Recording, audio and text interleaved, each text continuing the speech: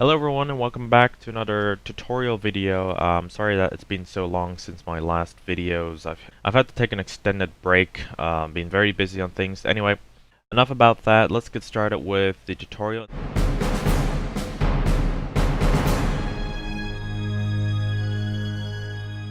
Now the player-controlled zombies they're fairly limited in what you can actually do, but there are some nifty features, some really nice features that I'd like to show, and kind of show how to set this all up. So if you already know how to set up the zombies for players, then you may as well skip to the next part of this tutorial where I'll basically show you the controls and some of the features. The player-controlled zombies right now primarily share the same attributes as normal zombies.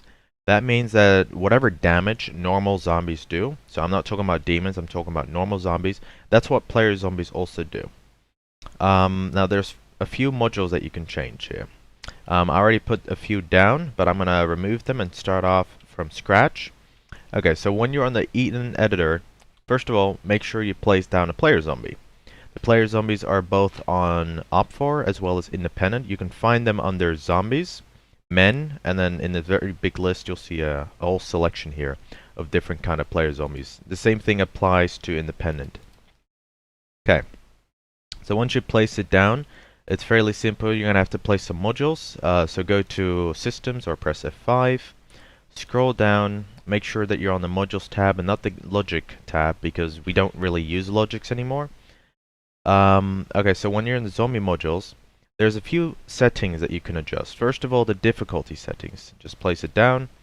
So all of these difficulty settings apply to the normal zombies, but also to our player zombie.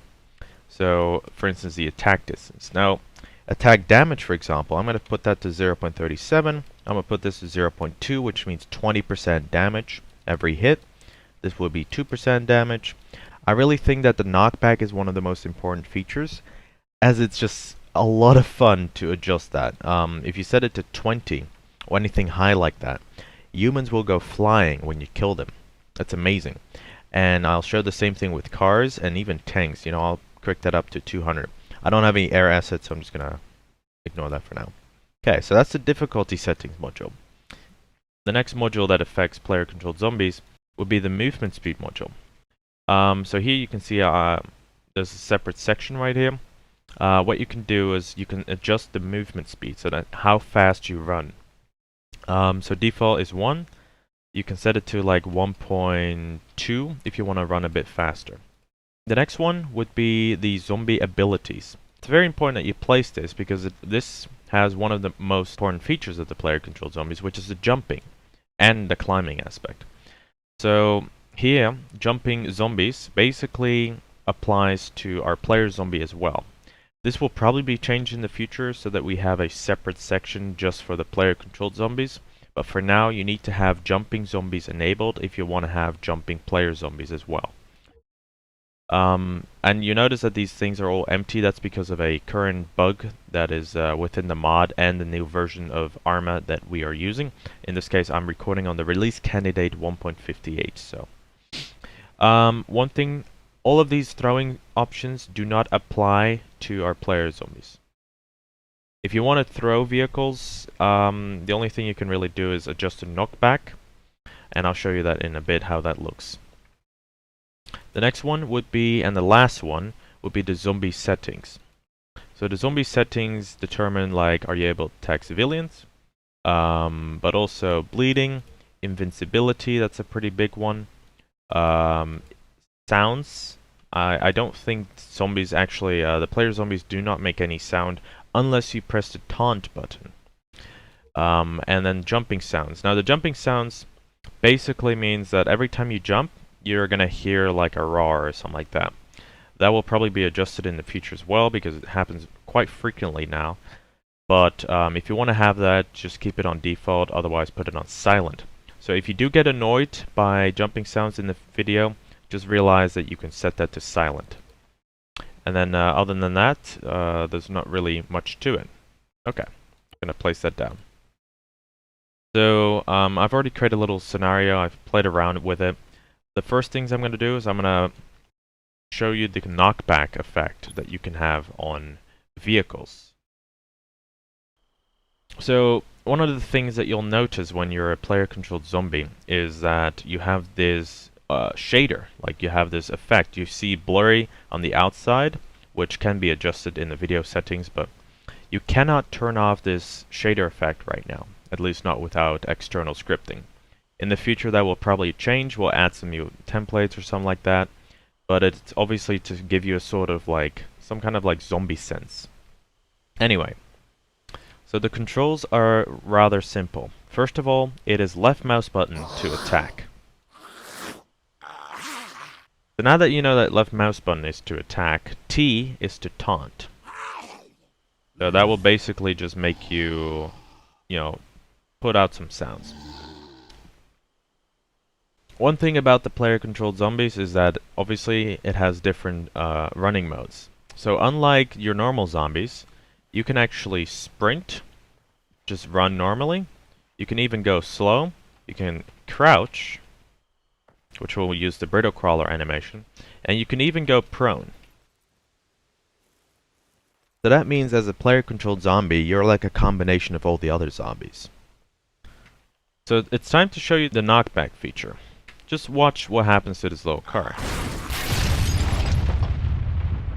That's right.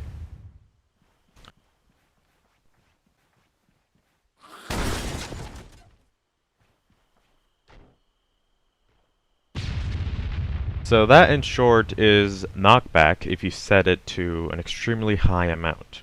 And it can be a lot of fun. Now, here's my favorite feature of the player-controlled zombies, which is jumping. Jumping is just space, as you'd imagine in most games. Remember, you can actually turn off the sound if you want. So I've placed down some dummies over there that I intend to kill. But before I do that, I'm just gonna roam around and freak run on the buildings of Chernobyl. I'll probably get shot at. So as you can see, the jumping, obviously this is ArmA, so there are some collision problems now and then. Not every building will work, but as you can see, the buildings in Chernobyl work quite well. Now in the video that I uploaded 6 months ago, I showed another feature besides jumping, which is the ability to climb. Obviously this building is way too high for me to jump on top of it at once, but by pressing space while close to the wall, I get to stick to the wall and be able to jump from there and go even higher. Now, I will warn you, that can be a bit glitchy sometimes, so just, work with it. Also, player zombies, they do not have fall damage. So as you can see, I'm on top of the world basically, and I can just sprint my way off of it. Okay.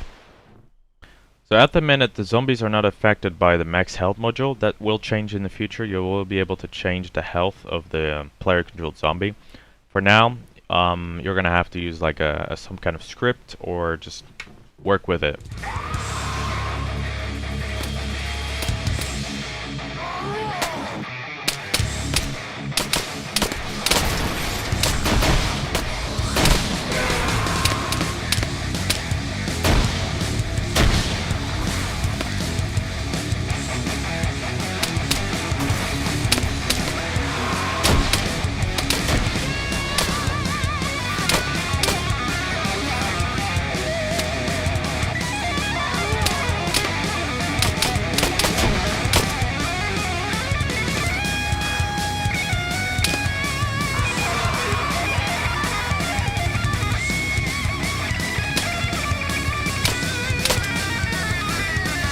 Gotcha.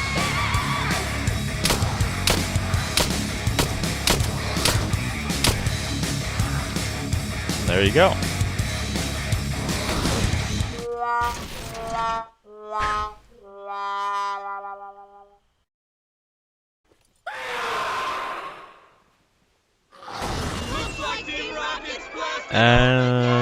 Okay. Goodbye, tank. You can actually play like tennis with if you have 2 player-controlled zombies at once.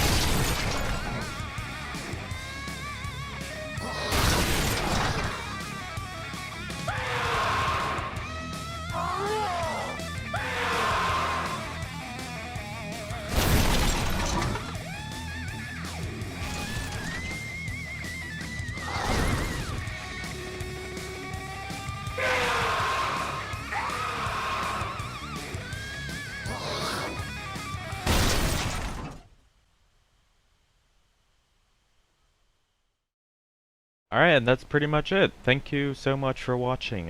This was basically the player-controlled zombies. If you liked this, please leave a like. If you have any suggestions or you have any questions about the player-controlled zombies, just go ahead and ask me in the comment section below, or perhaps on the Bohemia forums. So yeah, anyway, thank you so much for watching. Hope you have a nice day, and I'll see you in the next video.